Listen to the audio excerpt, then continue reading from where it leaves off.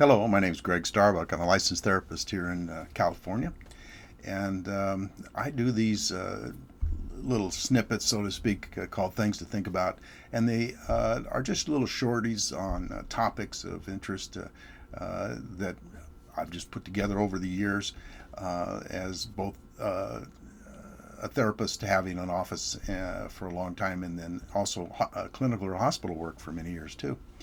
And these aren't meant to be therapeutic interactions, right? They're just for interest in your education, right? Just information that's kind of fun for those of us that are in this industry and appreciate God's work in this industry and God's work with Christians in this industry, and also just maybe a little entertaining from time to time.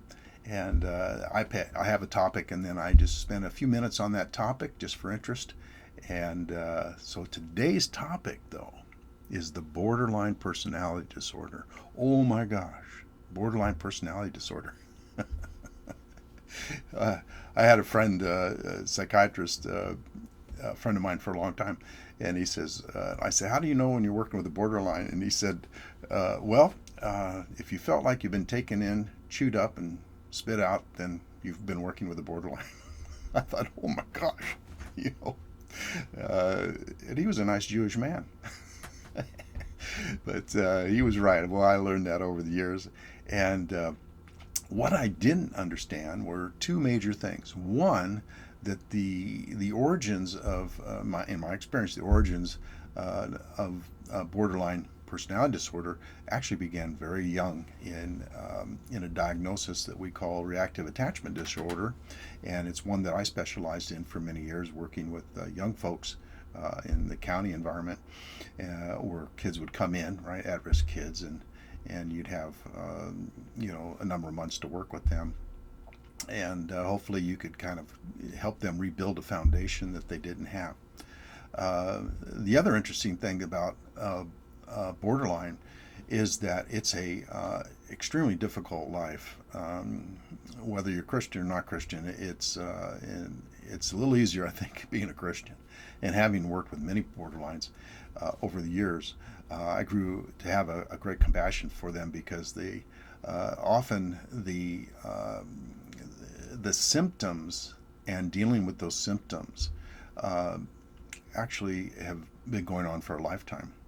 So as a youngster, the idea is that there's no attachment occurred, right? And there could be a lot of reasons for that. It could be abandonment. It could be parents that were disengaged, maybe parents that were under the influence most of the time, or not around, or in prison. Or another one that we overlook sometimes is the child that is hospitalized early, right?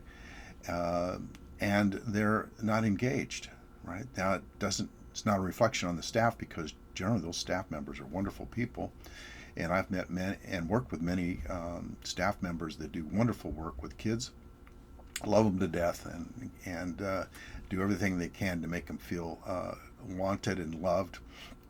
But that child responding and forming bonds early for often just doesn't happen. And so they spend a lifetime trying to keep people in their lives with the understanding they could be gone at any time, because they can't do anything to maintain the relationship. And so you'll find later on, this shows up as kids grow, of course, is they'll take you in and get rid of you quickly, because they don't want to run the risk of you initiating severing the relationship. And later in life, as borderline adults, having many relationships, but as soon as you get close, you dump them, right? You dump them before they can dump you, right? And another characteristic is extremely painful for the borderline is that they literally live on an island by themselves, and reaching out and hoping for a rowboat, and just desperately alone.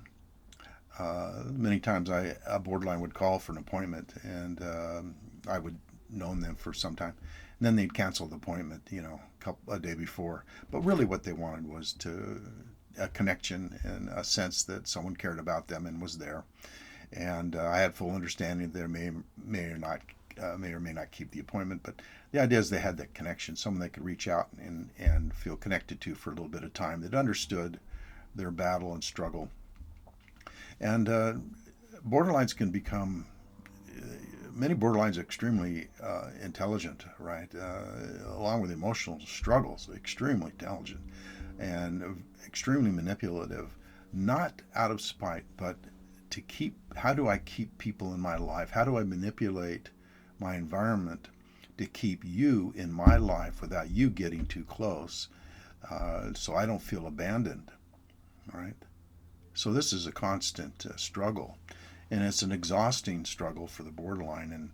And so, as a Christian therapist, having a lot of compassion because of Jesus Christ, able to have compassion for those that struggle in this area.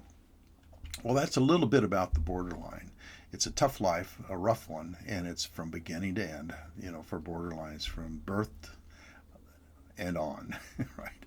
But many borderlines are wonderful Christians, and setting strict boundaries, lovingly strict boundaries with borderlines is always a good idea. The outcome isn't always fun with borderlines, but they will learn to appreciate you as a therapist and maybe love you a little bit because you understand them.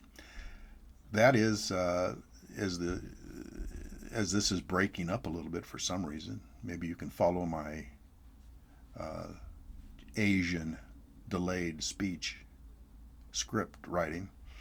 Anyway, that's our topic for today. God bless, and we'll see you on the next topic. Thanks.